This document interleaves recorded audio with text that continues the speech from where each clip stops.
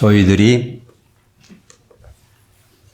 청지기 사명에 대해서 말씀을 이제 3번을 나누었고 오늘이 마지막 시리즈의 말씀을 나누게 되겠습니다.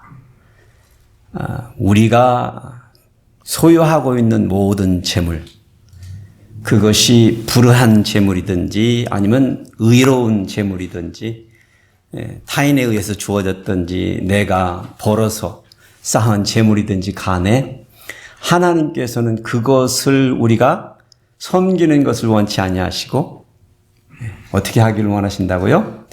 관리하기를 원하신다라고 배웠습니다. 우리는 오로지 한 분만을 섬겨야 되겠죠. 그 재물들의 주인 되시는 하나님을 그리해야 되겠다라고. 그래서 우리에게 주어진 소유, 또 우리에게 주어진 율법조차도, 또 우리에게 주어진 많은 관계들조차도 우리가 너무 연연하게 사는 것은 세상을 사는 것이 피곤하게 만들죠. 여러분들이 경험한 바잖아요. 그래서 그러한 것들을 초월해서 살아야 된다고 지난주에 말씀을 나누었죠. 초월하게 산다. 어떻게 사는 거라고 말씀드렸죠? 기억나시는 분 계세요? 초월하여 산다는 것은 쉽게 말하면 믿음으로 사는 거다 말씀을 드렸습니다. 믿음으로. 오늘은 청지기의 삶을 사는 한 사람의 예를 말씀을 통해서 저희들이 보게 됩니다. 이 사람은 특별한 사람이죠. 특별한 사람. 여러분이 익히 들어본 사람이에요. 주님을 만나고 나서 그의 삶에 변화와 변혁을 일으키는 그런 선택과 결정을 내려간 사람입니다. 그래서 이 사람이 life that changes and transforms 한 그런 삶을 살기 시작한 어떻게 그런 것이 가능한지를 바라보기를 원합니다. 여러분, 이 그림을 보시면 뭐가 보이세요? Disruption ahead라는 경고 사인이 우선 써있죠. 여러분 저런 사인판을 보시면 운전하고 가시겠습니까? 어떻게 생각하세요? 저런 경고 사인이 여러분이 운전하는데 딱 나타나면 어떻게 하시겠어요? 멈추시겠어요? 뒤돌아가시겠어요? 그런데 만일에 이 길이 내가 선택한 길이라면, 내가 만일에 이 길을 가고자 하는 길이고 옳은 길이라면 나로 하여금 변화와 변혁을 일으키도록 하는 어떠한 선택을 하도록 하는 것이라면 어떻게 하시겠습니까? 디투어 하시겠어요? 가시겠어요? 사실 변화와 변혁은 항상 무엇을 수반한다고요? 혼돈과 혼동을 수반한다는 것이죠. 그러니까 우리가 변하기 위해서는 내가 불편한 것은 당연하고 누군가가 혼동스러워하는 것도 당연하고 그렇다라는 것이죠. 그렇다는 것이죠. 그래서 우리는 그러한 것이 두려워서 변화와 변혁을 하지 않으면 자연적으로 도태되는 인생을 살게 되겠죠. 한국 속담에 그런 속담이 있는데 구더기가 무서워서 장을 못 닦느냐고 우리 어머니가 하시던 얘기인데 지금 막 떠올랐어요. 준비한 말은 아니었는데 사실 변화와 변혁은 그만큼 리스크가 필요한 일이고 리스크 테이킹이 필요한 것이죠. 여러분, 저도 그렇지만 저도 참 오랫동안 안전빵의 삶을 살았습니다. 안전한 거, 그냥 아는 길 가고 오고 가고 아는 것을 선택하고 그냥 그것이 편하고 그것이 좋아 보이고 그래서 남들이 보기에 그냥 성실한 인생을 살았습니다. 그리고 늘 어떤 결과에 대해서는 항상 불만이 있었어요. 왜 그러지? 내가 기대한 것보다 다른 사람들이 나를 알아주지 않고 내가 기대한 것보다 결과들이 별 썩 좋지 않는 것을 바라보면서 왜 그러지라는 생각을 했었습니다.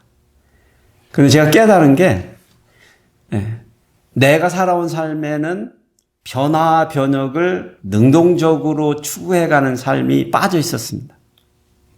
항상 저는 열심히였고 성실했어요. 뭐예요?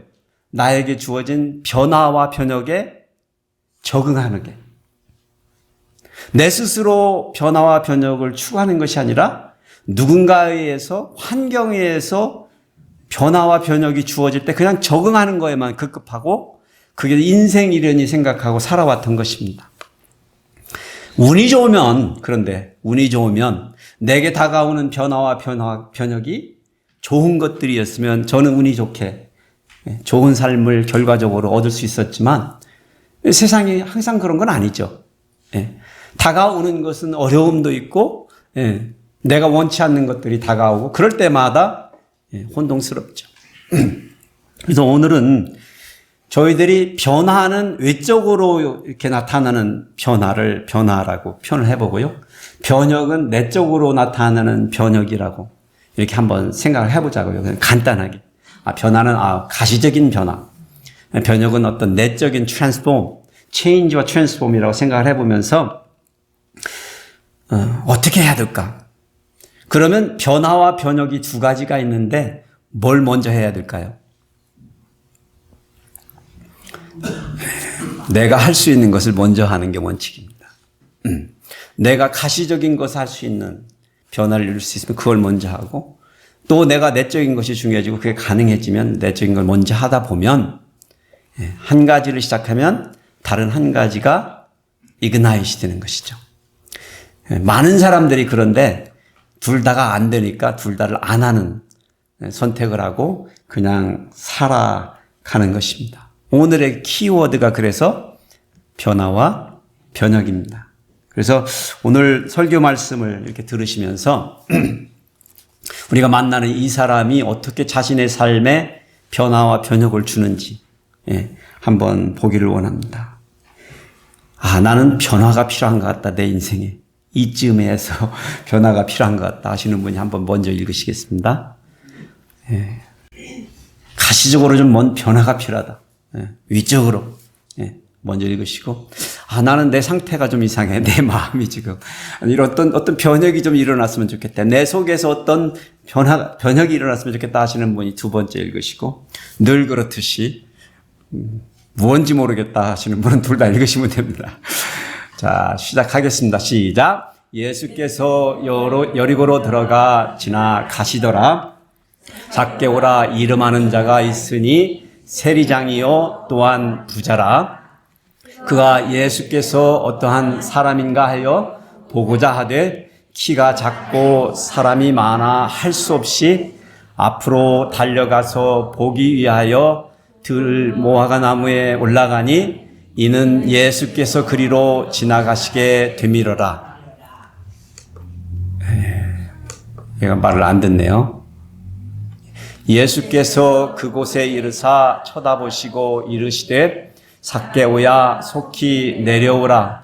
내가 오늘 네 집에 유하여야 하겠다 하시니 급히 내려와 즐거워하며 영접하거늘 뭇 사람이 보고 수근거려 이르되 저가 죄인의 집에 유하려 들어갔도다 하더라.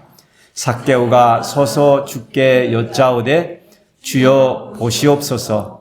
내 소유의 절반을 가난한 자들에게 주겠사오며 만일 누구의 것을 속여 빼앗은 일이 있으면 내 갑절이나 갚겠나이다.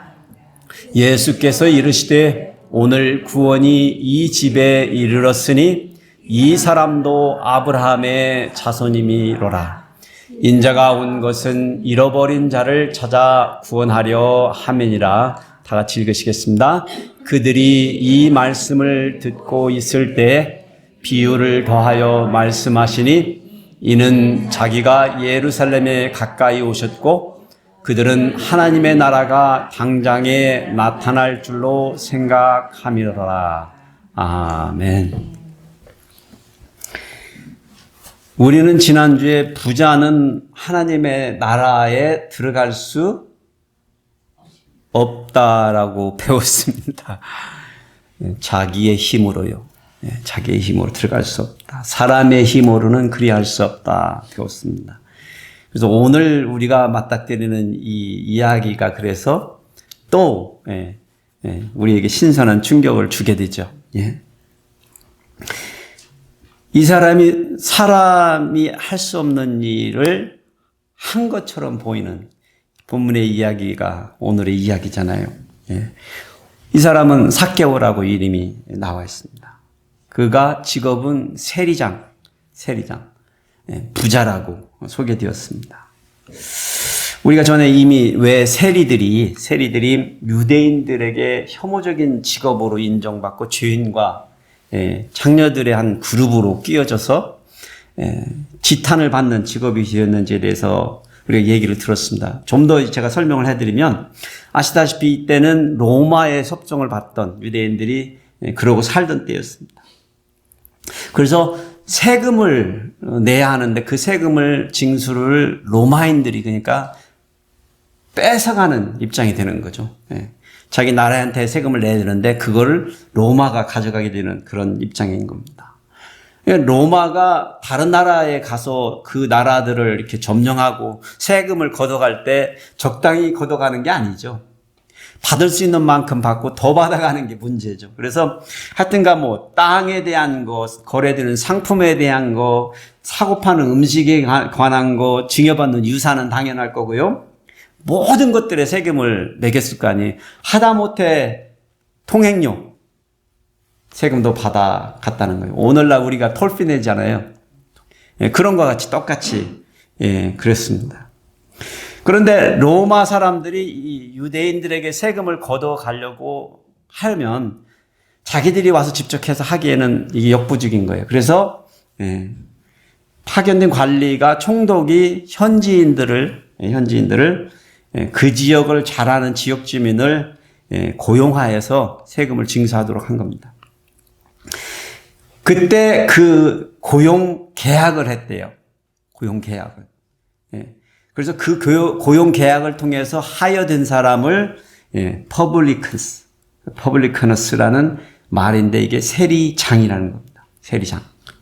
그러니까 로마로부터 고용당한 현지인, 법적으로 이 사람이 해야 되는 일은 그 지역에 있는 모든 인구수와 상황을 파악을 해서 얼마 정도의 세금이 걸칠 거다라는 것을 책정을 한 후에 그걸 거둬가지고 로마 제국에 상납하는 일을 맡고 있었던 것입니다. 그러니까 오늘 우리가 맞닥뜨리는 삭개오가 바로 그 세리장입니다.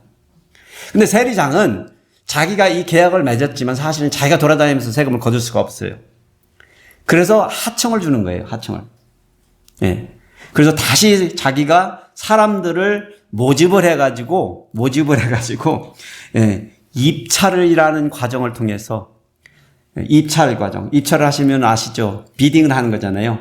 많이 거둬들일 수 있다 하는 사람들한테 입찰을 하고 입찰을 받은 사람들을 하여해서 할당제로 세금을 거둬들였다는 거예요.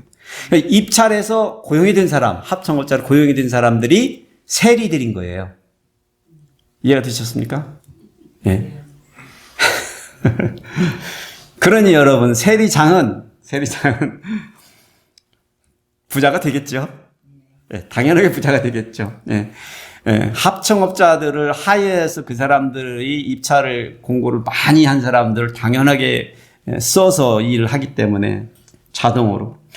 그러니 이 세리장 삭개오의 그 사람의 배우의 어떤 직업이고 어떤 영향력을 가지고 있었고 어떻게 살았는지에 대한 것을 우리가 익히 짐작할 수 있을 것입니다. 자, 그러면 오늘 본문에서 제가 생각하기에 아주 황당한 사건들이 세 가지로 벌어지고 있습니다. 세 가지로 벌어지고 있어요. 근데 여러 측면에서 볼 수 있는데 이 황당한 사건을 저는 예수님께서 어떻게 하시는지 입장에서 바라보기를 원합니다. 뭐 여러분들이 생각하시죠. 예수님께서 여리고성에 들어가서 삭개오를 만나주시는 것이 뭔 황당한 일인가? 생각하실 수도 있어요. 예. 근데 하여튼간 여러분 삭개오가 예수님이 여리고성에 들어오신다는 소문을 들었습니다. 소문을 들었어요. 누구나가 유명인사가 그 동네에 오면 가서 보고 싶은 거는 뭐 당연하잖아요. 당연하잖아요. 그래서 이 누가 저자는요. 그가 예수께서 어떠한 사람인가 하여 보고자 하되 보고 싶은 거죠. 근데 이 삭개오가 들은 소문은 예수님께서 세리들과 교제하고 또 심지어 세리 중에 하나는 자기의 제자로도 삼고 사람을 가리지 않고 그렇게 만나주시고 하신다는 그런 분이시다라는 소리를 들었잖아요. 그러니 세리장으로서 굉장히 충격적인 뉴스를 들은 것이죠. 왜냐하면 자기가 익히 얼마만큼 유대인들에게 자기가 혐오의 대상이고 지탄의 대상이고 그 사람과 놀지 않으려고 하고 관계를 갖고 싶지 아니하는 사람이라는 것 자기가 겪고 있는 상황에서 예수님이 그리했다라는 소문을 듣고 예수님을 만나보고 싶었던 것이죠. 그래서 그가 집을 나와서 길거리로 나와서 예수님을 행해볼까 하고 나온 거예요. 그래 나와보니까 무슨 일이 있어요. 벌써 너무나 많은 사람들이 길거리에 나와서 예수님의 행렬을 기다리고 있었던 것이죠. 예. 너무나 사람이 많은데 이게 참 문제가 생겼습니다. 예. 이 누가가 말하기를 이 이야기는 사실 누가복음에만 기록이 되어 있거든요. 누가가 말하기를 그가 키가 작아서 앞을 볼 수가 없다. 제가 이걸 아주 잘합니다. 제가 키가 작아서 자존심 상해서 뭐 기껏해서 살아본 적은 없는데 쇼핑몰이나 아니면 경기장에 가면 걸어서 쭉 무리들을 쫓아가는 일이 그처럼 황당스러울 수가 없습니다. 계속해서 등만 바라보고 가게 되잖아요. 참 피곤한 일이에요. 삭개오가 길거리에 갔는데 사람들이 그렇게 많은데 자기가 키가 작으니까 앞이 보이지 않는 상황인 것이죠.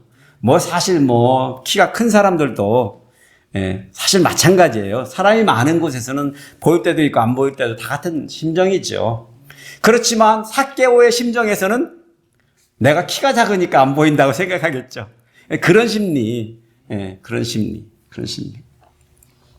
자신에게는 어떠면 엄청난 컴플렉스 같은 그런 삶을 살아왔을 거예요. 사실 키가 작다라고 누가가 표현한 것을 보면 평균보다 훨씬 적은 그런 사람의 키였을 거라는 것이 암시되어 있다고 생각합니다. 그때 그러고 있는데 눈앞에 나무가 한 그루 보인 거예요. 나무가. 그런데 그 나무를 보자마자 삭개오가 번뜩 생각이 드는 거예요. 옳지. 저 나무를 올라가야지. 그런데 잘 이 본문을 자세히 읽어보면 그 나무가 옆에 있었던 나무가 아니에요. 저만치 앞에 있었던 나무인 거죠. 생각을 해보세요. 내가 앞을 볼 수는 없는데 지금 저 나무를 뛰어가가지고 먼저 맡아야 되겠죠. 올라가야 되는 입장에 삭개오는 그 마음에 그냥 앞으로 달려가서 보기 위해서 그 돌 무화과 나무에 올라가니라고 누가는 간단하게 기록해 놓았지만 이게 제가 그 당시의 현장을 한번 이렇게 생생하게 한번 이렇게 상상을 해보면 007 작전만큼이나 삭개오의 심정 속에서는 그렇게 고심하고 내적 갈등과 고민을 이겨내고 그런 결정을 했을 거라는 것이 키가 작아서 그 사람의 마음을 조금 더 잘 이해할 것 같은 제가 상상해 보는 겁니다. 남들은 모르죠. 그렇지만 내가 저 나무에 올라가야만 볼 수 있다는 생각과 그리고 많은 사람들이 나를 바라보고 있다는 생각과 그 컴플렉스를 가지고 있는 상황에서 그 모든 것을 뒤로 하고 올라가기로 결정하는 그것은 사실은 그렇게 간단한 문제는 아닙니다. 저 같으면 가버리자. 집으로 되돌아갔을 것 같아요. 여러분 삭개오는 그러한 고민을 이겨내고 그 나무를 향하여 재빠르게 걸어 뛰어갔을 겁니다. 그가 올라간 나무가요, 돌무화과 나무라고 기록되어 있습니다. 옛날에는 이게 번역이 옛날 성경을 보시면 뽕나무로 되어 있어요. 뽕나무. 네. 그런데 돌무화과 나무가 맞습니다. 여러분 아모스 구약에 나오는 아모스 선지자의 글을 보면 7장 14절에 아모스 선지자가 자신을 소개할 때 나는 목자요 그리고 뽕나무를 재배하는 자라고 이렇게 소개하고 있습니다. 목자이면서 뽕나무를 재배하는 자라고 설명하고 있는데 사실은 이 우리말 성경이 이 나무가 뽕나무 잎사귀하고 비슷해서 번역이 정확하게 잘못된 그런 상황입니다.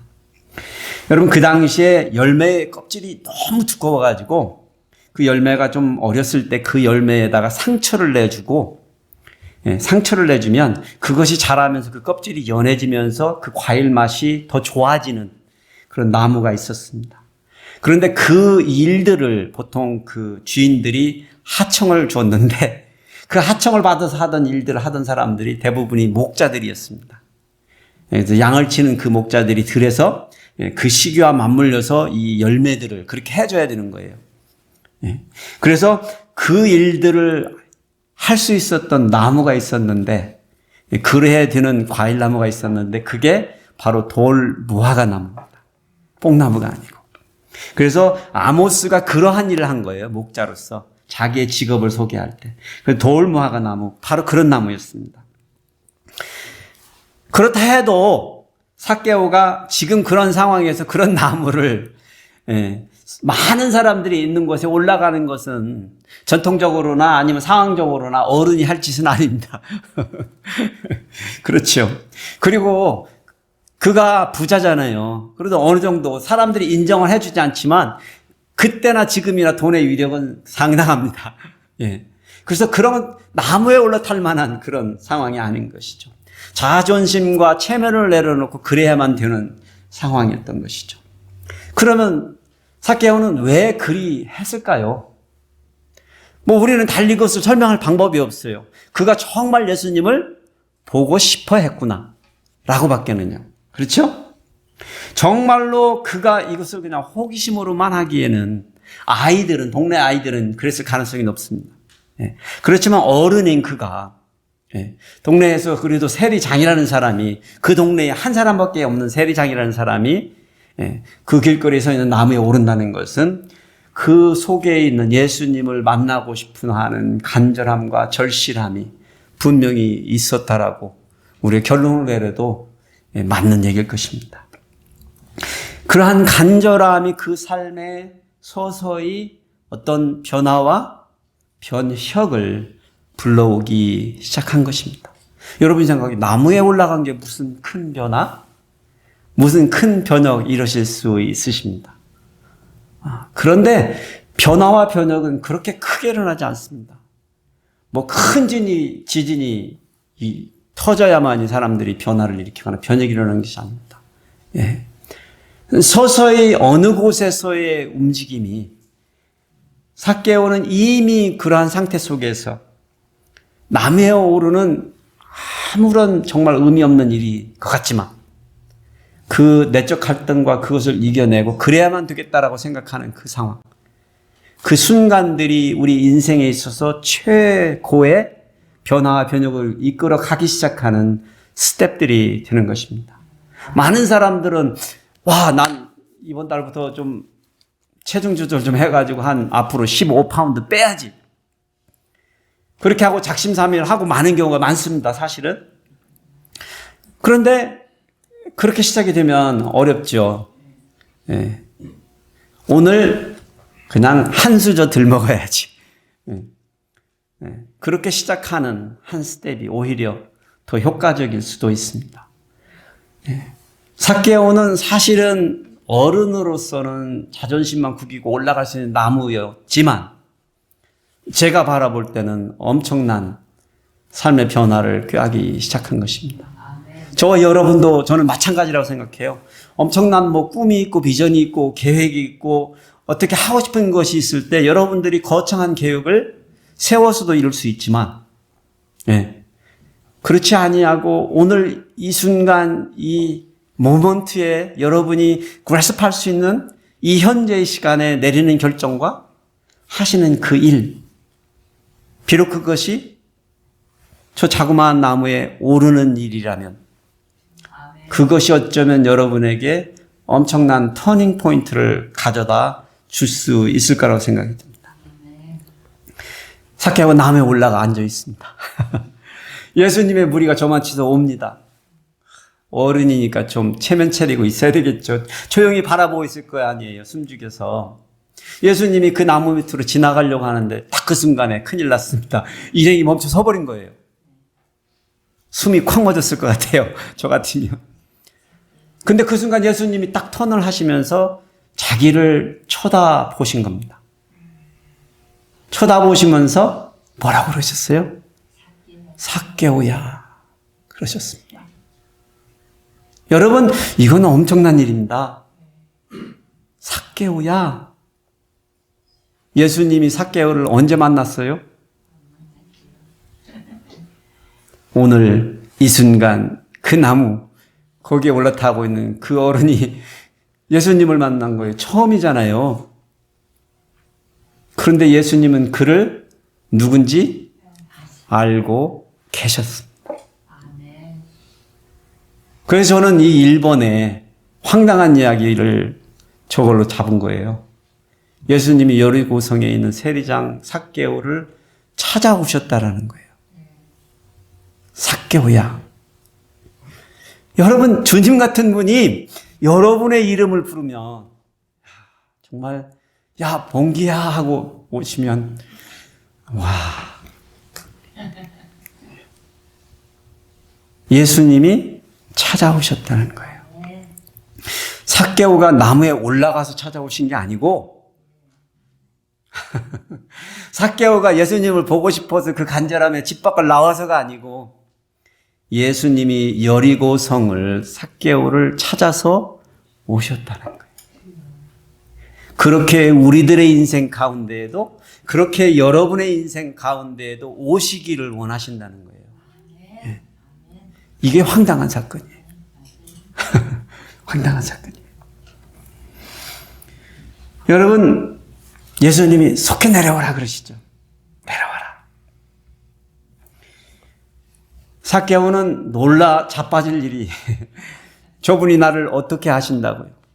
나 같은 세리장을 어떻게 하신다고요? 네. 상상도 못한 일이죠. 그저 그는 그냥 먼 발치로 예수님을 바라보고만 한번 보고 싶어서 그랬을 뿐인데 네. 사실 이러한 간증이 여러분이나 저희가 가지고 있는 간증들이에요. 이렇게 드라마틱은 하지 않아도 잘 생각해 보면 여러분들이 믿음을 갖게 되고 예수님을 알게 된 사건들의 배우의 이야기도 이마만큼이나 우연스럽고 이마만큼이나 하나님의 섭리와 계획 가운데서 이루어지고 있었다라는 것을 고백할 수 있습니다. 예수님이 오셔서 여러분의 이름을 아직까지 안 불러주셔서 믿음이 내 속에 있는지 없는지 모르시는 분이 계시다면 걱정하지 마세요. 여러분의 인생 가운데도 그분이 걸어 오실 것입니다. 여러분의 이름을 부르시면서 찾으실 거예요. 찾으실 거예요. 네. 이게 우리들의 간증입니다. 네. 여러분, 두 번째로 벌어지는 황당한 사건이 이 사실에 대해서 더 확실하게 우리에게 증언해 줍니다. 예수님께서 세리장 삭개오의 집에 유하시려고 들어가신 일입니다. 예. 내가 오늘 내 집에 유하여야 하겠다라고 주님이 빨리 내려오라고 얘기를 하잖아요. 근데 이거는 여러분들 오늘날의 어떤 시야로 바라면 이거 뭐 별 대수롭지 않은 일 같아 보이지만 그 당시에 유대인들의 전통과 정통으로 바라보면 있을 수 없는 일입니다. 있을 수 없는 일이에요. 있을 수 없는 일이에요. 정상적인 유대인 남자가 이방인이고 또 죄인이라고 생각하는 어떤 그런 무리들과 어울리지 않는 그것이 아주 익숙하고 전통적으로 받아들여지는 그 시대에 예수님이 랍비라는 칭호를 받고 있었고 그만큼 유명하셨던 분인데 예수님께서 이 세리장의 집에 들어가시겠다고 한 거예요. 얼마나 파격적이에요. 근데 들어가서 그냥 자리에 앉아서 식사만 같이 해도 놀랄 일인데 예수님이 뭐라고 그러신 거예요? 야, 나 오늘 하룻밤 여기서 묵었다 갈란다. 그러신 겁니다. 여러분, 이게 그렇게 쉬운 일이세요? 제가 여러분들 집에 가가지고 신방 가가지고 아이고 집사님 오늘 여기서 하룻밤 자고 가겠습니다. 그러면 여러분들 그냥 호다닥 놀라실걸. 예. 옛날에는 그거 쉬웠어요. 사실 저 기억나거든요. 어렸을 때 저희 어머니는 이렇게 보쌈 쥐고 다니시던 아주머니들이 제 어린 시절에 많았어요. 기억해보면. 이렇게 저녁 때 되면 그런 아주머니 붙점 쥐고 저렇게 돌아요. 그러면 그냥 옆집 아줌마 만난 것처럼 인사들을 하세요. 이렇게 제가 어렸을 때 바라보면. 그러고 나면 밥도 내주고, 그리고 나면 밥 먹고 나서 상을 물고 나면 같이 자는 거예요, 우리하고. 그랬던 적이 있어요. 그랬던 적이 있어요. 네. 그런데 그런 상황이 아니에요, 지금. 예수님이 세리장의 삭개오의 집에서 내가 하룻밤 자고 가겠다고 얘기하는 그런 상황이 아니에요. 이거는 엄청난 사건이에요. 엄청난 사건이에요. 여러분, 12 제자들 중에요. 예수님이 돌아가시고 난 후에, 부활하시고 돌아가신 후에, 되돌아가신 후에, 베드로 사도가요. 이방인들과 밥을 먹다가 기별을 들었어요. 예루살렘에서 예루살렘 리더들이 온다는 소리를 들은 거예요. 예루살렘 교회에서. 베드로가 어떻게 했게요? 후다닥 그 자리를 떴어요. 같이 밥을 먹다가. 그래서 바울 사도가 그걸 알고 그 베드로를 책망을 많이 하거든요. 그런데 베드로뿐만이 아니었어요. 그 같은 구절에 보면 남은 유대인들도 그와 같이 외식함으로 바나바도 그들의 외식에 유혹되었느니라. 여러분 바나바 존경하시죠? 바나바조차도 그랬다라는 거예요. 이게 그럴 정도로 이방인들과 밥만 먹는 것도 힘든 시기였는데 예수님이 세리도 아니고 세리장하고 밥 먹고 하룻밤 묵어 가시겠다고 얘기한 사건은요. 엄청난 사건입니다. 유대인들의 전통과 유대인들의 생각에 파괴적인 변화와 변혁을 요구하는 그런 사건이었던 것이죠. 네. 여러분, 뽕나무에서 삭개오가 불이 나게 내려오셨잖아요. 그냥 다람쥐가 밤줄이에서 내려오듯이 그냥 후루룩 내려와가지고 자기 집으로 예수님을 모시고 갔을 것입니다. 근데 재밌는 표현이 급히 내려와 즐거워하며 주님을 영접했다라고 누가는 간단하게 설명했습니다. 기쁘게 주님을 영접했다. 이 표현은 굉장히 상징적인 표현이에요. 그냥 집으로 주님이 오시게 한다라는 그냥 그런 표현에 그 이상을 지금 표현해주는 아주 짧지만 어떻게 영접했다고요? 기쁘게 영접했다고요. 주님을. 자기의 집으로 모시는 것을 지나쳐서 사실은 이것은 삭개오가 자신이 예수님을 자기의 이름을 불러주신 예수님을 여기에도 영접했었을 거라는 것이 제 해석입니다. 예수님의 부름에 응한 엄청난 복받은 사람이 된 것입니다. 그래서 집안에 들어가서 삭개오가 갑자기 이상한 돌발 행동을 하죠. 뭐 예수님이 뭘 말씀을 전하신 것도 아닌 것 같고 기적을 베푸신 것도 아닌 것 같고 뭐 달리 했다는 어떤 설명이 안 돼 있는데 8절에 보시면 삭개오가 아주 이상한 행동을 합니다. 서가지고 주님께 이렇게 말합니다. 주여 보시옵소서. 내 소유의 절반을 가난한 자들에게 주겠사오며 만일 누구의 것을 속여가지고 빼앗은 경우가 있다라면 네 값을 4배로 갚겠습니다라고 말을 한 겁니다. 정신이 나갔죠? 여러분들은 별로 안 놀라시네. 참, 난 놀래는데. 파격적입니다. 도적질한 것이 있다면 4배를 갚는 데습니다. 제가 계산을 해봤습니다. 세리장이 도적질을 했으면 얼마만큼이나 했을까? 그래서 제가 그냥 최소한도로 잡았어요. 그 사람의 재산의 10%가 그렇게 해서 쌓여진 부였다면 그 사람의 재산의 몇 퍼센트가 날아갔습니까, 지금? 40%가 날아갔습니다. 그렇죠? 약속대로 한다면? 그리고 절반을 가난한 사람한테 준다고 그랬으니까. 그럼 남은 거는 몇 퍼센트? 10%. 이거는 제가 아주 양보해서 불가능한 수치로 얘기를 한 것입니다. 결국 그는 전 재산을 내어놓겠다고 말한 겁니다. 전 재산을 사회에 환원하겠다 말한 거예요. 여러분, 이런 결정을 아무나 내리나요? 지난주에 제가 뭐라고 말씀드렸죠? 백 목사는 하겠다, 안 하겠다? 안 하겠다고 말씀드렸죠? 못한다고 말씀드렸죠? 네. 네. 그런데 삭개오는 할 수 있네요. 사람은 할 수 없다. 말씀드렸죠. 근데 누구는 하실 수 있다? 하나님은 하실 수 있다. 사실 변화와 변혁은 어떤 의미에서 사람은 할 수 없는 것인지도 모릅니다. 우리의 참 변화와 변혁은 어쩌면 주님을 만나야만이 가능한 일일지도 모릅니다. 어쩌면 하나님이 우리에게 힘을 주셔야만이 가능한 일일지도 모릅니다. 지금 세리장 삭개오는 더 이상 난 세리장으로 살지 않겠습니다라고 선언하는 겁니다. 그렇죠? 앞으로 그리 살지 않겠습니다라고 선언하는 겁니다. 그가 전 재산과 자신의 직업을 걸고 주님을 영접한 것입니다. 그런데 그가 얻은 것은요, 그가 내어놓은 것보다 제가 생각할 때 더 값지고 더 소중한 것입니다. 왜냐? 세상이 줄 수 없는 것을 얻었기 때문입니다. 세상이 줄 수 없는 것을 얻었기 때문입니다.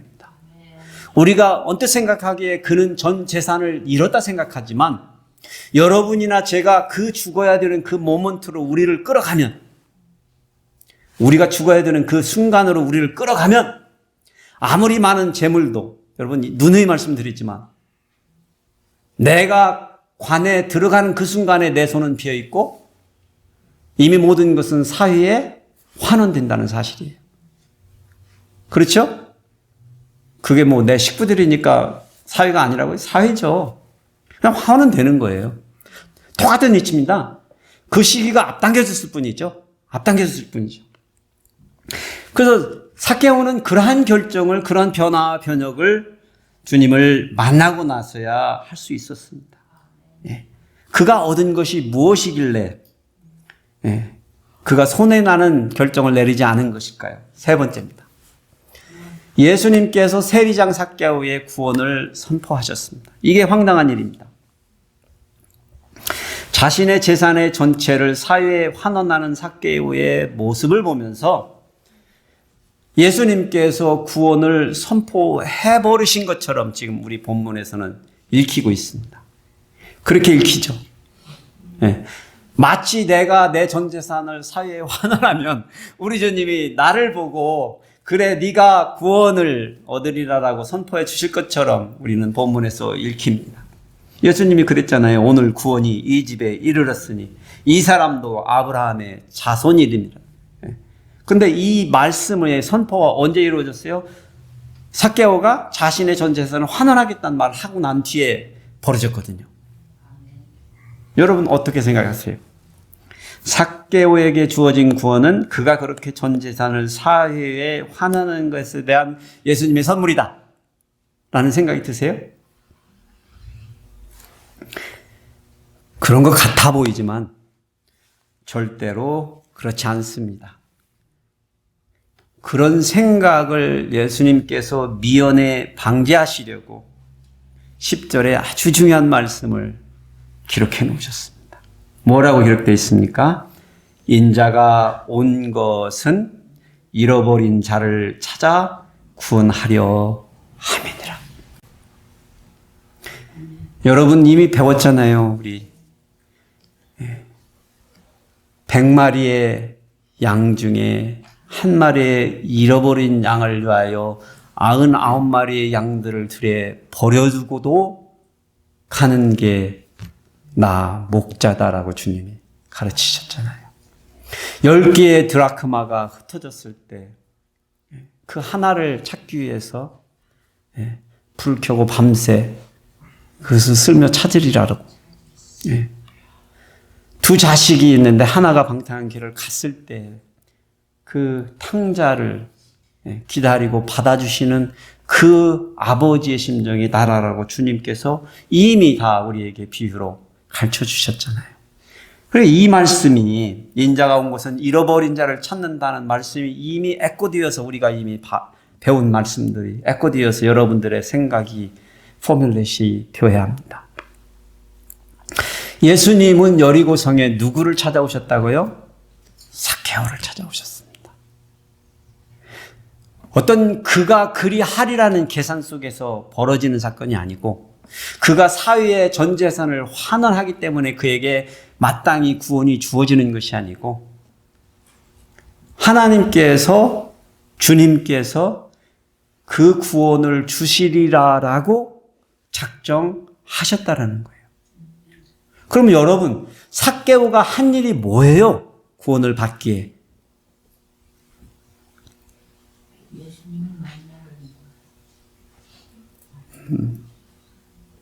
뭔가를 해야 될 것만 같은 게 우리 생각이죠.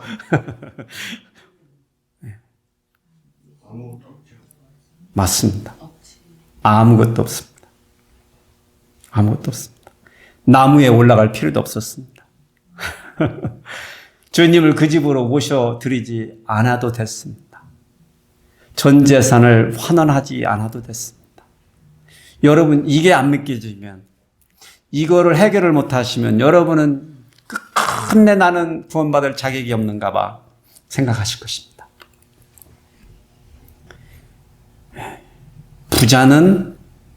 부자는 하나님의 나라에 들어갈 수 없다. 낙타가 바늘 귀에 통과하는 게 차라리 쉽다. 그런데 오늘 삭개오는 부자인데 구원을 받아버렸네요. 무슨 말씀을 하시는 거예요, 예수님이 지금? 그러니까 이 일은 누구의 주권에 행해졌다고요? 하나님이요, 하나님. 우리는 이것을 마치 삭개오가 믿음이 있어서 주님을 사무치게 절실함에 갈급함에 나아가서 그 길거리에서 나무 위에서 기다려서 마치 그래서 주님이 그 구원을 주신 것처럼 전 재산을 다 환원해서 그렇게 해서 된 것처럼 착각하지만 사실은 우리 주님께서 이미 이 영혼, 이 잃어버린 영혼을 찾아서 오시고 구원하시리라고 작정하셨다는 거예요. 여러분이 생각하기에 그러면 it's so unfair. 그러면 저는 여러분들의 그런 소리에 맞습니다. It's so unfair입니다. 그것이 하나님의 주권입니다. 그것이 하나님의 섭리입니다. 사실 여러분들 여기에 앉아 있는 거 제가 생각할 때 진짜 unfair. 진짜. 지구의 3분의 1이 지금요. 하나님을 모르고 살아요. 여러분 지금 어떻게 이렇게 이런 자리에 앉아 있어요? 이런 복을 누려요? So unfair. So unfair. 내가 누리는 거는 fair고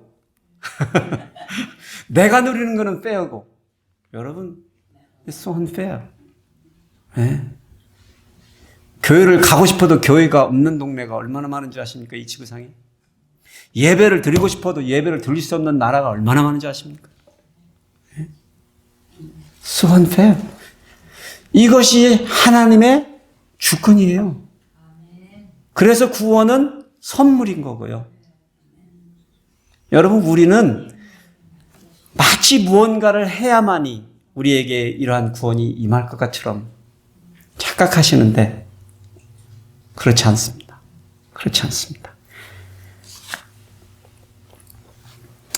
그런데요, 이 당시에 사람들이 예수님의 이 일을 통하여서 여전히 깨닫지 못한 것 같아요. 11절을 보면 예수님이 다시금 비유로 말씀하사 이걸 또 설명을 해주세요. 하나님의 나라에 대해서. 예. 하기사 뭐 제자들도 주님이 가신 뒤에나 깨달았으니까. 예. 그러니 우리는 얼마나 복돼요. 주님을 3년 반이나 그냥 두 눈 부릅뜨고 따라다니면서 동고동락 가면서 그렇게 훈련을 받고 했으면서도 예수님이 누구신지 모르고 살았는데 우리는 이렇게 복음의 소식을 듣고 그것이 믿어지고 뭐 아직 안 믿어지는 분은 조금만 기다려보세요.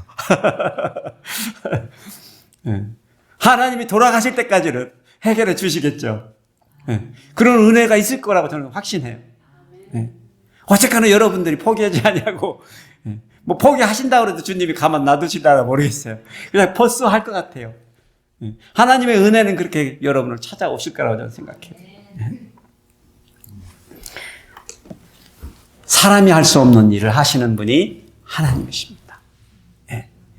그리고 우리들은 그분의 사랑과 그 은혜를 받을 만한 자들이 아니에요. 우리는 합당한 자들이 아니에요. 이 세상에는 합당한 자가 아무도 없습니다. 목사고 장로고 집사고 아무도 없어요. 아무도 없어요. 다 똑같은 한 가지 부류의 사람입니다. 죄인들입니다. 세리 같은 죄인들입니다. 우리들입니다. 그런데 찾아와 주셨어요. 네. 우리 함께 해 주셨어요. 그리고 우리를 위해서 그 하나님 나라의 구원을 선포해 주신 거예요. 네. 남들 입장에서 보면 얼마나 언페어해요. 그리고 우리는 복을 누리는 것이죠. 삭개오에게 주어진 그 구원은 그러니까 돌무화과 나무에 올라서서도 아니죠. 네? 그가 자신의 집으로 주님을 모시고 영접해서도 아니었고요. 그가 자신의 전 재산을 사유에 환원해서도 아닙니다. 물론 그 속에는 절박함과 간절함이 있었던 것이 분명해 보입니다. 그것이 가능했던 이유는 우리 주님께서 그를 찾아와 주셔서입니다. 그 이름을 불러주셔서입니다. 그를 앞에 두고 그 구원을 선포해 주셔서입니다. 예수님께서 죽을 수밖에 없었던 불쌍한 한 인간을 자신의 입술을 통해서 그 구원을 선포하심으로 가능하게 된 거예요. 저는 우리가 이것을 아는 것이 굉장히 중요하다고 생각이 들어요. 안 그러면 우리는 어쨌거나 뭔가를 해야만 될 것 같은 생각에 우리가 하는 일들이 일이 되어버리는 것입니다. 마치 삭개오가 구원받아 합당한 자인 것처럼 아니요. 그도 합당치 않았고요. 우리도 합당치 않았습니다. 하나님께서 우리를 불러주신 것이에요. 여러분 물질 만능 시대를 우리가 살아가고 있습니다. 삭개오에게 변화와 변혁은 언제 시작이 되었다고요? 예수님을 만나고 나서부터. 그가 한 일이라면 그 주시는 그 선물을 어떻게 한 거예요? 받은 겁니다. 네, 받은 거예요. 여러분들도 뭐 황송하지만 거부하시기보다는 받으시면 돼. 안 믿겨지지만 주시는 걸 받으시면 돼요. 아, 내가 다 이해가 되면 받으리라? 아니요. 누군가 선물을 주면 그냥 바꿔보는 거예요. 감사합니다 하고. 덥석 바꿔보는 거예요. 이걸 왜 주지? 뭘 주지? 뭐 이런 계산 필요 없는 거예요. 사실은. 그냥 받으면 되는 거예요. 그랬을 때 주님이 그를 아브라함의 자손이라고. 여러분 이거는 또 무슨 비유를 여러분들에게 떠올려 줍니까? 부자가 죽어서 누구의 품에 안겨 있었어요?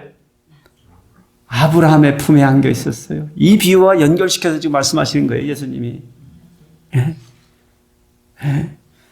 그런데 비유 속에서는 누가 안겨 있었어요?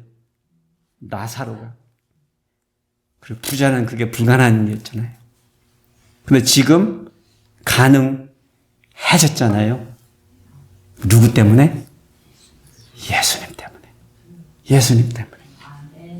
저는 여러분들이 믿음을 가지고 계시고 소유하신 분들이면 이런 엄청난 일을 우리가 겪었구나.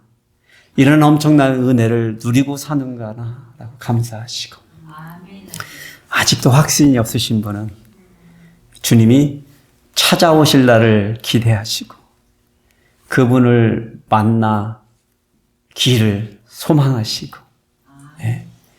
지금 하나님의 알맞은 그때 여러분들의 심령에 자그마한 변화와 변혁을 우리 하나님께서 이루어 주실 줄 믿습니다. 우리가 다 함께 그런 하나님의 나라에 입성하는 그런 성도들이 되기를 소원합니다. 기도하시겠습니다. 아버지 하나님 감사합니다. 우리들에게 말씀으로 또 소망을 갖게 하시고 또 말씀으로 우리에게 감사가 있게 해주신 것을 감사를 드립니다. 우리 하나님, 우리가 참으로 누릴 수 없는 복을 누리고 사는 자들임을 고백합니다. 우리가 주님을 주님이라고 부르고 하나님을 아버지라고 부르는 이 놀라운 이 기적 같은 일들을 우리가 참으로 누리게 살게 해주신 것을 감사를 드립니다. 행여 우리 가운데 아직도 우리의 마음에 확신이 없어서 주저하는 심령이 있다면 우리 하나님 찾아오시는 그날을 그 이름을 불러주시는 그날을 앞당겨 주시고 좀 더 하루속히 그 기쁨과 놀라운 은혜를 체험할 수 있도록 우리 하나님 은혜를 베풀어 주시옵소서. 함께하여 주시옵소서. 그리하여 우리가 늘 날마다 예배하는 자로 주님께 찬양하는 자로 기도하는 자로 마땅히 하늘의 백성으로 살 수 있도록 주님 축복하여 주시옵소서. 감사드리며 우리 주 예수 그리스도의 이름으로 기도드렸사옵나이다. 아멘.